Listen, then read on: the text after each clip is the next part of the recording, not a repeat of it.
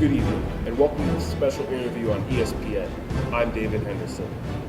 You know, I'm an interviewer, and I've interviewed so many amazing sports stars in my career. Stars like LeBron James, Tom Brady, and Derek Jeter, just to name a few. But today, you are going to get an in-depth witness of probably the best interview I've ever given in my professional career. And, if I do say so myself, one of the best interviews that ESPN has ever given. I'm going to give you an in-depth interview on how this 1v1 miniature basketball star rose to fame. Today, I'm sitting here with that basketball phenomenon, Garrett Wallace. How are you doing today? I'm great, you? Fine, thank you for asking. So, let's get to it, shall we? Okay. So, how did it all start for you? It all started for Garrett when he was playing in the last pickup game before the championship against Joshua Robinson. The game wasn't going too well for him that day as he got crossed up, missed shots, and got dunked on. Luckily, he was still able to win the game, but only by a single point. After the game, I was sitting down thinking, how will I be able to win this game on Friday? Will I be able to get the scholarship that I want so badly? All of a sudden, this man behind me taps on my shoulder and introduces himself. He said his name was Chris and that he was a big fan of me and my game, but noticed that I was struggling a lot recently. He told me that he would train me for free and that I told him that it wasn't a good idea since I really didn't know him that well. But then he gave me a $5 card from Subway, and that was more than enough for me to work with him. So then he took me to a basketball hoop and we worked on some basic moves like my crossover,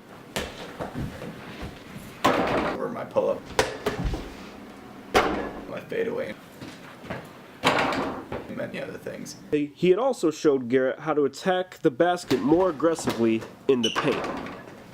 After a few hours of that, he took me to a weight room at my house where he said he wanted me to bulk up. Garrett had said that the training went really well and that the two started to form a bond. But on the final day of training, he got a call when he was in the middle of working out. It was the commissioner of the 1v1 league. And he told me that someone broke the hoop that me and Josh would be playing on and that the game it wouldn't be tomorrow.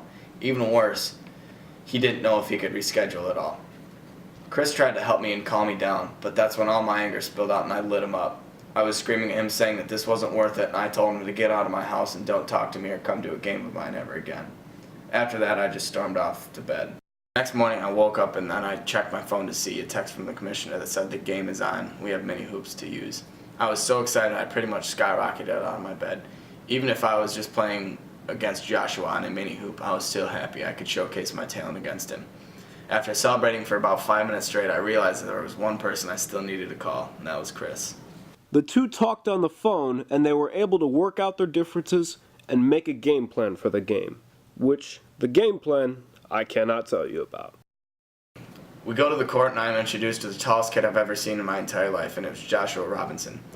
He looked at me like he could have been a normal starting center in the NBA. So the game starts. I drove to the basket, but he still came up behind me and blocked me. He then got the ball back and dunked it in my face. I got the ball back and threw up a pump fake. Surprisingly, he jumped far behind me and I drained a mid-range shot. Pretty much every single possession of ours was the same, in which I faked him out and hit jumpers and he posted up on me and dunked in my face.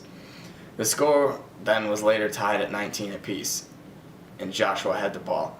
He posted up on me and tried to dunk again, but I tried my best so that he couldn't get to the rim at all.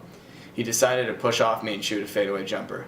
Fortunately for him, I remember Joshua couldn't shoot a jump shot to save his life. I knew the shot wasn't good, so I instantly ran at the ball and tried to dunk it, thinking he's easily going to get a block on me like he's done to every other opponent of his that tried to do that. But his arm didn't reach, and I was able to dunk the ball and win the championship. I was so happy that I jumped on my trainer in humongous joy. Then I feel someone tap my shoulder, and then I noticed it was Joshua. He said I played a really great game, that I really deserved the scholarship. I then thanked him, wished him the best of luck next year, and continued to celebrate my big win. And that is how Garrett Wallace rose to fame in the miniature basketball world. He's recently been playing very well on his new team, and he hopes to have a long career. That's going to be it for us at ESPN. Thank you to everyone for tuning in for this special interview. I'm David Henderson.